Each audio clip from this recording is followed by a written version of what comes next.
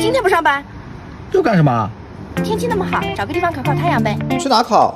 隔壁的一个山上，200来公里。这在隔壁啊！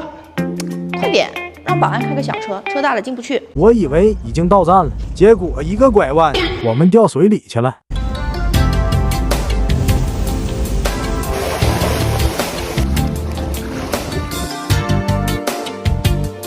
发动机进水，有点冒烟，应该没事吧？先侦查一下地形，准备伙食。晚饭，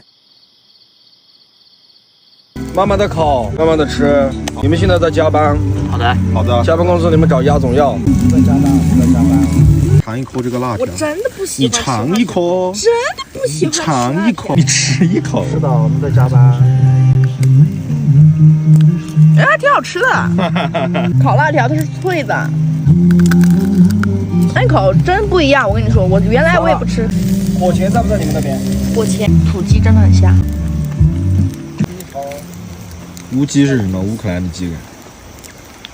其实露营最大的意义就是放下手机，陪陪身边的人。捡垃圾回家了。